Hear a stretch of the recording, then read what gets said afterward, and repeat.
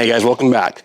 Our results are in from our soil test, so now it's time to see what the recommendations were and apply our amendments. And I'm going to show you what we're going to apply to the yard today. Let's get to it.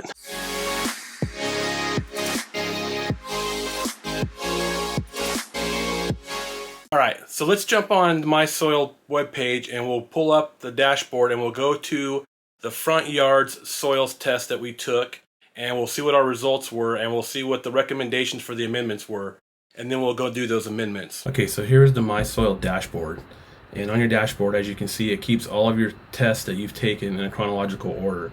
This is why I love this program, and I love the MySoil test kits.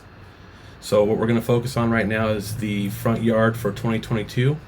You're going to click on the completed, and boom, here is your soil test. I never look at my nitrogen levels because that can always change whenever we feed the grass, so that really shouldn't be even in this equation, to be honest with you.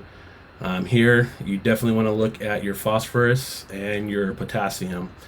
So historically our phosphorus here in California is always high, and there's nothing we can really do about it. It's just don't use any products that have phosphorus in them. This has been my struggle, is getting my potassium levels up, so I'm happy to see that this year it's actually up. I'm not going to focus too much on the micronutrients. The zinc is a little bit high, that's not bad, and the manganese, that will come with my fertilizers that I put down, so I'm not too concerned with that. But our pH is good. So if you look over here to the right hand side, it pretty much tells you where you're optimal at, where you're low, and where you're high at. Too many people will go on these social sites and they will post on their soil samples on there and ask what's next. What I'm going to do is I'm going to link my good friend Nate from Pacific Northwest Lawn up in the upper corner here. You can see his video on common mistakes made with soil tests. But if you look down here below your actual bar graph, it tells you for an organic you want to put down a 1001 at 8 pounds, so that's 0.8 pounds of nitrogen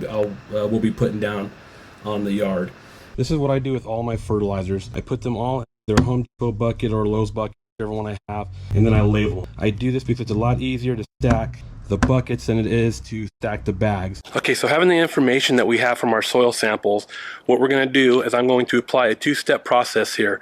I'm going to apply this prodiamine that is mixed in with fertilizer. This is a 1208 fertilizer that has 0.37% of prodiamine in it.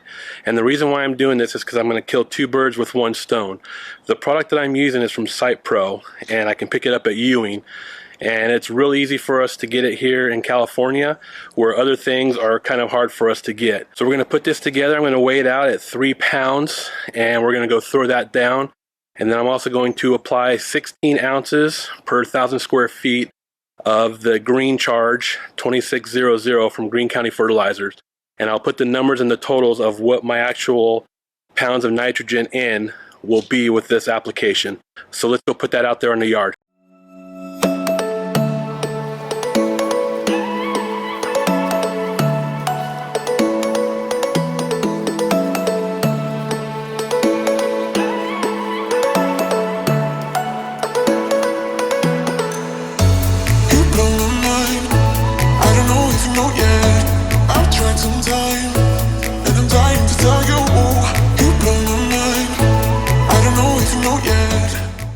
Hey guys, thanks for coming by and watching this video. Hopefully you got some valuable information out of this. You may have learned something, you may not, but I appreciate you stopping by. Don't forget to hit that like and subscribe button and that bell notification to get alerts when I post new videos. So let's get out there and get in the yard, and good luck on your 2022 grass season.